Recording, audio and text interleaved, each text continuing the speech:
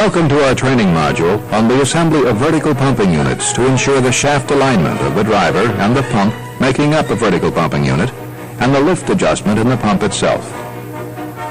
During this introductory segment, we will define those components making up the vertical pumping unit, some unfamiliar terms that are peculiar to this type of installation, and why the alignment and adjustment of the assembly are so important.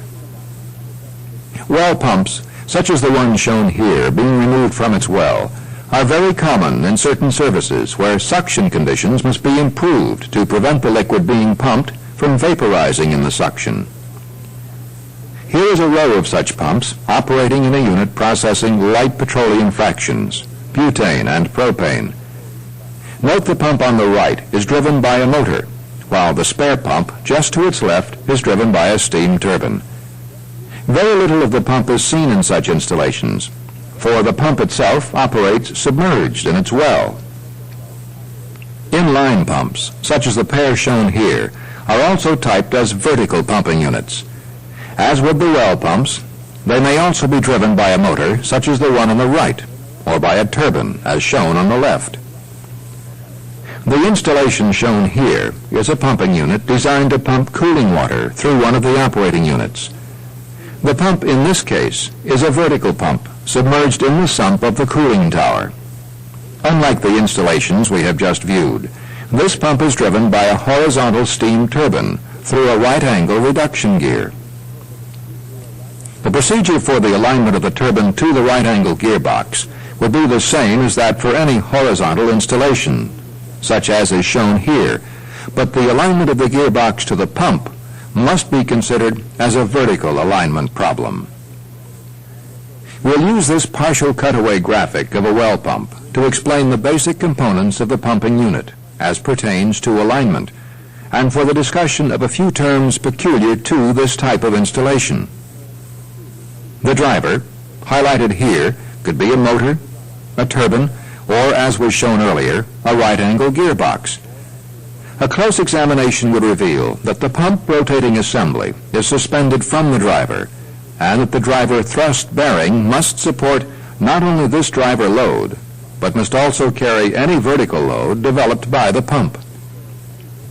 The component of the pumping unit indicated here is the pump itself. The example shown here is a well pump with two stages. This could be a single-stage pump, or it could be a pump with many stages.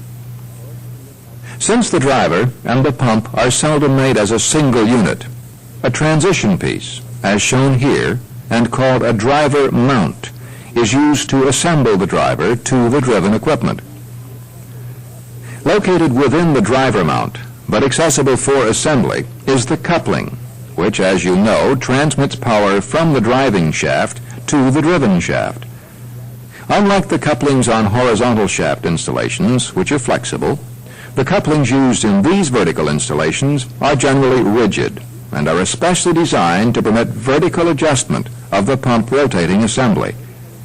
We'll talk more about the basic rigid couplings used in these installations in our next segment. Vertical alignment of a pumping unit is to ensure that as we assemble the basic components into an integrated unit, that the center lines of the axis of pump shaft coincide with the axis of the shaft of its driver, and that the pump rotating assembly is correctly positioned vertically within the pump case, and that the coupling assembly does not permit excessive vertical movement of the pump rotating assembly within the pump case.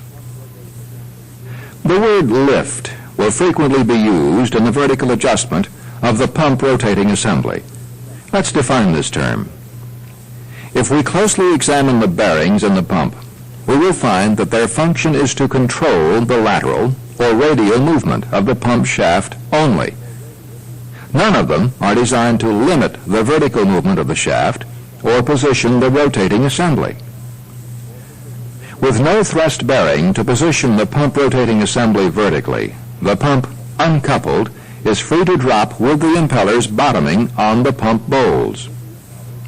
Under certain conditions, as in startup, the rotating assembly may rise, and if not limited, the pump impellers top out in the bowl. This movement of the shaft from its bottom limit to its top limit is called the total float. Under normal pumping operations, the rotating assembly must run in the correct position. The measurement from the bottoming position of the rotating assembly to the correct position is called the lift and is normally specified by the manufacturer of the pump. We'll show you how the lift is set later in this module. Slack is another term with which we want you to become familiar.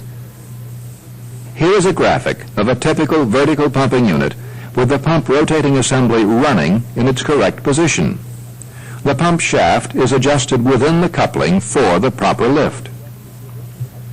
This particular type of coupling permits the pump shaft to move vertically upward within its coupling half from a normal operating position until it strikes the coupling spacer.